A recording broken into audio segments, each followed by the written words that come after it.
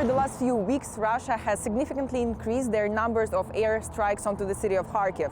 By saying that, I mean that pretty much every single day something explodes in the city. Russia is using the glide bombs, the missiles, the kamikaze drones, and traditionally is targeting the civilian infrastructure as well as the residential building. We wanted to find out how the city of Kharkiv lives and how do people of Kharkiv feel, especially in the light of recent reports that Russia is preparing a new assault on the city of Kharkiv. On the night of the 24th of April, Russia launched 2 S-300 missiles at residential areas in the city. The rockets landed between 2 buildings. This was the testing center of the Institute of Mine Construction. Dnipro subway, Kharkiv subway, when it was built. Everything was tested here. I worked here for 47 years. We were just here yesterday. There's a girl who lived in the house nearby. She hired gardeners to take care of our territory and pay them out of her pocket. And now, this. Saltivka was once the largest residential area in Ukraine. Before Russia's full-scale invasion, it was home to nearly 400,000 people. Its northern part lies close to the Kharkiv ring road, where Russians tried to break into the city. After months of heavy fighting and constant artillery and aerial bombardments, 80% of residential infrastructure is destroyed beyond repair. Here we meet with Mini, an active soldier in a famous Kharkiv-based unit. Born and raised in northern Saltivka, he agreed to show us around. See, the one with the more open layout, that's my house. We had such a great view from the window. You could see the schools, the hospital, and the river.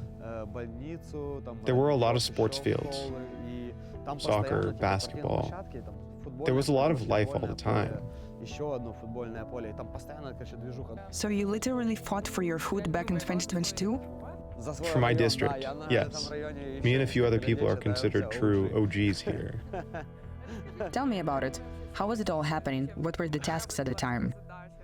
Well, at first it was a complete mess. You run with a machine gun. We received a weapon, armor, and helmet. Everyone's uniform was different. Some had multicam, some had dubok, Soviet camouflage. Total jumble. And the task was that we hold the second or third line of defense here, and if there was any breakthrough, we fight them. The future of Saltivka is uncertain. It will take many years to rebuild this place. Despite everything, some people are returning.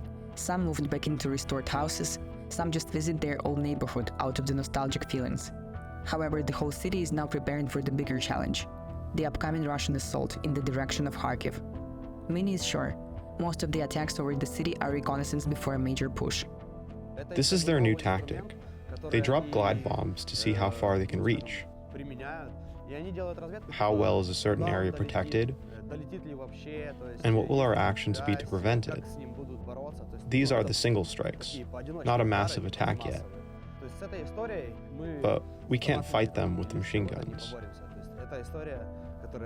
They can be fought only with aviation. Yesterday they knocked down our radio tower, and there were several other strikes. I don't know where exactly, but it's all probing. And the attack will happen when they realize there's no counteraction on our part.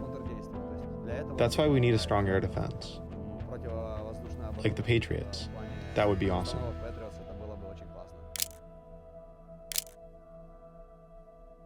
Just a few moments later, we hear an explosion.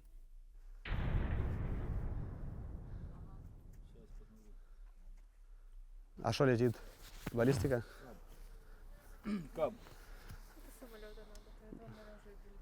Ну, скорее всего, да. А, нет, вот еще один.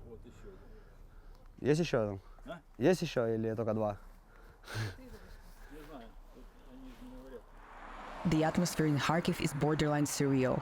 In the center, it's almost impossible to find a building that doesn't have any signs of damage.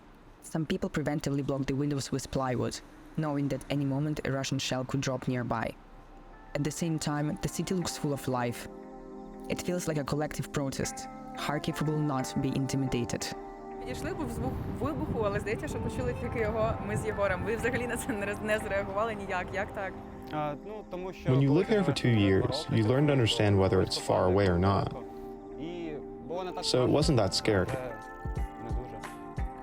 The passers-by are usually more scared. They run towards the shelters. But that leaves you more space to skate. We're trying to see some positive here, as this is a situation we cannot change. So we try to live. Hatob, the Kharkiv Opera and Ballet Theater, is recognized as the best skate spot in Ukraine overall. So, as an act of support, we try to skate here regularly. There's a man, a theater employee, who maintains it, so we help him. And if there are any holes, we fix them ourselves. Yes, this place is important to us, so we take care of it. Як взагалі зараз відбувається, я не знаю, розвиток скейтбордингу в Харкові в умовах обстрілів? The boys are skating and doing it well, but only a few people are skating now. A lot of guys are scared. Many have fled. So there are not too many of us left. Nevertheless, we are trying to organize contests to keep the movement alive and to support those who still skate despite the circumstances. Як би ти описав Харків зараз, трьома словами? Kharkiv is free, Kharkiv is alive, and Kharkiv is unbreakable.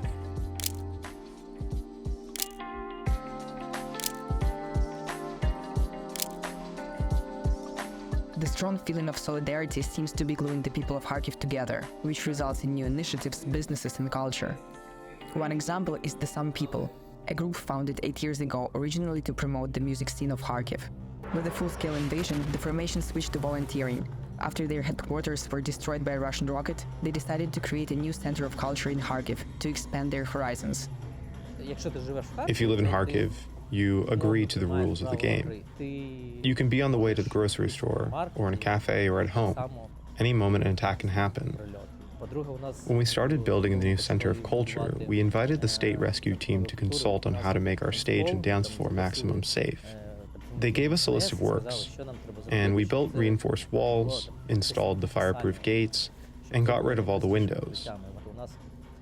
That is, our main stage, where concerts, theater, and parties take place, is classified as the simplest shelter.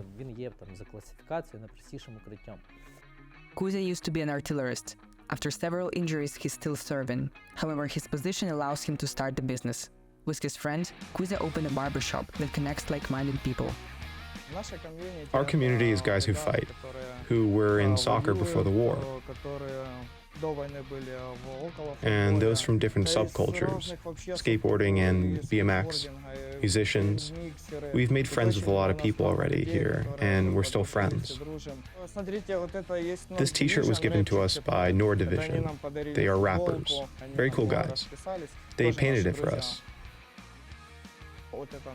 This is our comrade who died, and this is the young patriots with whom we went to fight in the first days. Our team. With all the shelling and news about the upcoming assault on Kharkiv, do you feel like the mood has become more depressive in the city? It seems to me that the city in general doesn't give a damn about it. Everyone is just minding their own business. The soldiers are preparing for the defense, fortifying, training, digging, and so on. And the civilians continue to do their business and help the soldiers.